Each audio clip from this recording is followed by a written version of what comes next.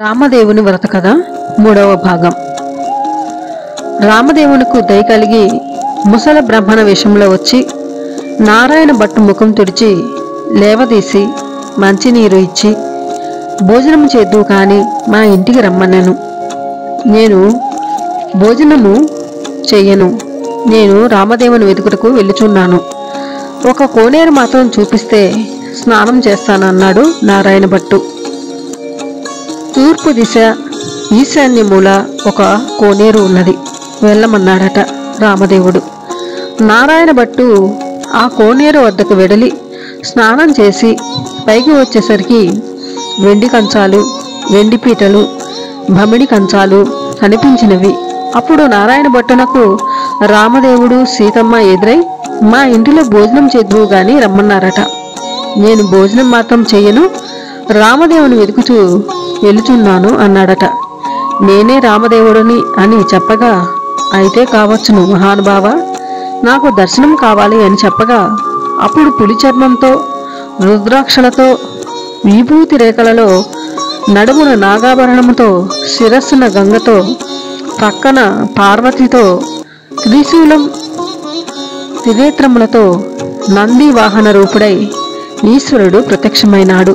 అప్పుడు నారాయణ భట్టు వారినిట్లు స్తోత్రం చేసెను. ఈశ్వర స్తుతి. వందే శంభు ఉమావీతం సురగురం వందే జగత్కారణం వందే పన్నగభూషణం మృగధరం వందే వసూనం పతి వందే సూర్య శశాంకవహ్ని నయనం వందే ముకుంద ప్రియం వందే భక్తజనాశ్రయం చ వరదం వందే శివం శంకరం. ఇలా స్తుతించగా అప్పుడు నారాయణ భట్టు విష్ణుమూర్తిని కూడా ప్రత్యక్షం కావలసింది అని కోరాను. అప్పుడు విష్ణుమూర్తి వక్షస్థలంబున వనమాలికతో, మెరుపుతీగ వంటి లక్ష్మీదేవితో, శంఖ చక్ర గదాధరుడై నెమలి పింఛము ధరించి ప్రత్యక్షమైనాడు. నారాయణ భట్టు వారిని కూడా ఈ విధంగా స్తోత్రం చేశాడు.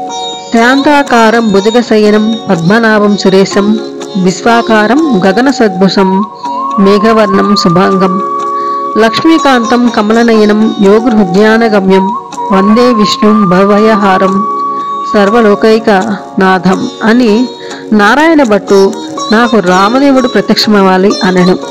అప్పుడు నారాయణ భట్టు శ్రీరామస్తుతి ఇలా చేశాడు. శ్రీ ముద్దివ్య మునీంద్ర చిత్త నిలయం సీతా మనోనాయకం వాల్మీక్యోద్భవ వాక్పయోధి శశినం స్మేరాననం చిన్మయం నిత్యం నీరజ నీలకాయ మమలం నిర్వాణ సంధాయకం శాంతం సత్వమనామం శివకరం శ్రీరామచంద్రం భజే అని స్తోత్రం చేసేసరికి హనుమంతుడు, సీత, లక్ష్మణ, భరత, శత్రుఘ్న పరివార సహితముగా శ్రీరామచంద్రుడు ప్రత్యక్షమయ్యాడు.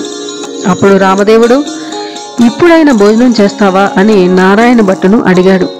అలాగే చేస్తాను, కానీ భోజన అయిన తరువాత నాతో వస్తానని అభయహిస్తాం, మాట ఇస్తే భోజనం చేస్తాను అన్నాడు. రామదేవుడు నారాయణ భట్టుతో అలాగే వస్తానని అభయహస్తం ఇచ్చాడు.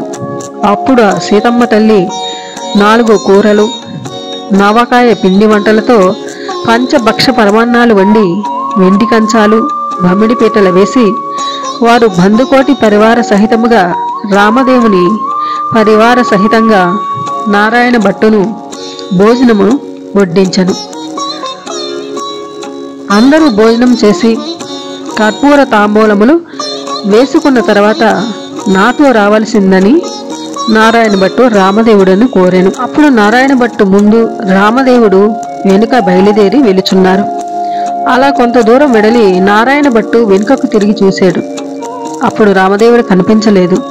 అంత నారాయణ భట్టు ముఖం తిరిగి మూర్ఛ వచ్చి నేల మీద పడిపోయాడు. అప్పుడు రామదేవునికి దయ కలిగి ఒక ముసలి బ్రాహ్మణ వేషంలో వచ్చి నారాయణ భట్టు ముఖము తుడిచి లేవదీసి మంచినీళ్ళు ఇచ్చి, ఏమి ఇలాగున పడిపోయినావు అని అడిగాడు.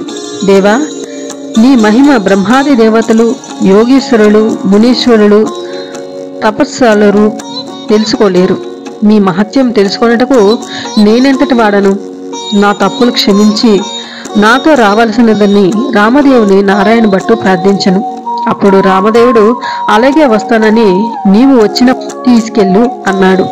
నారాయణ భట్టు రామదేవుని తన భుజాలపై ఎక్కించుకొని కొంత దూరం వచ్చేసరికి ఇల్లు ఇవ్వనని చెప్పిన ఇల్లాలు ఇంటికి వచ్చారు. అచ్చట ఆ ఇల్లాలు ఆమె భర్త కూర్చొని రామదేవుని కథ చెప్పుకున్నారు. ఈ విధంగా ఆ స్త్రీ ఇంటికి, రాజుగారింటికి, గొల్లవాని ఇంటికి వచ్చిన వారందరూ రామదేవుని కథ చెప్పుకొనుచుండగా వినిని వారికి అష్టైశ్వర్యములు, ఆయు ఆరోగ్యములు ఇచ్చి, సిరి సంపదలు ఎడబాయకుండా ఇచ్చి వారందరినీ రక్షించారట. అటు పిమ్మట తన చెల్లెలు ఇంటికి వచ్చి అక్కడి వారు రామదేవుని కథ చెప్పుకొనుచుండగా వారికి అష్టైశ్వర్యములు, సిరి సంపదలు, ఆయు ఆరోగ్యములు ఇచ్చి కాపాడి రక్షించారట.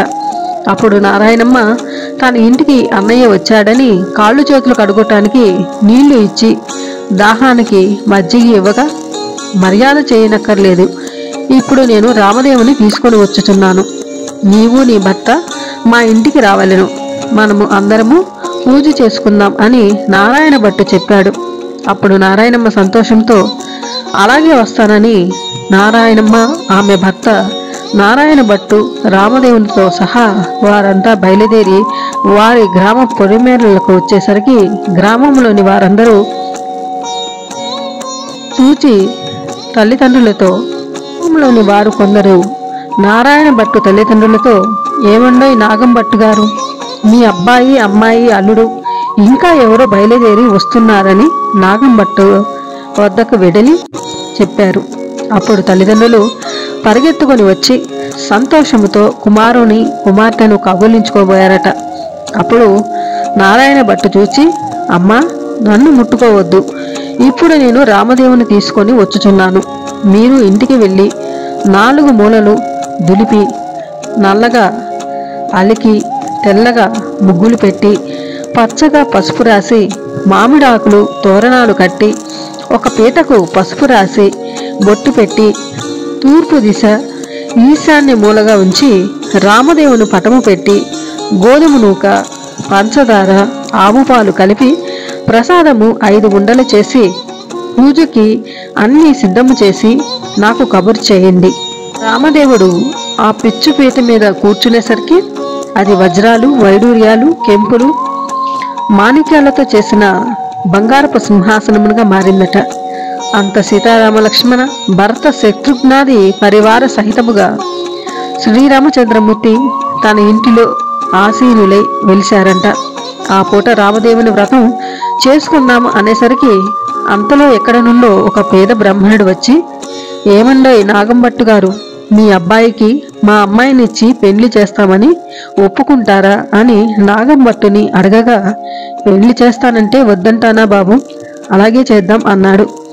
నాగంభట్టు గారు పాకలు, పందిర్లు వేయించి గుచ్చిన ముత్యాలు తోరణాలు గట్టి గుచ్చని ముత్యాలు తలంబ్రాలుగా పోసి నారాయణ భట్టుకి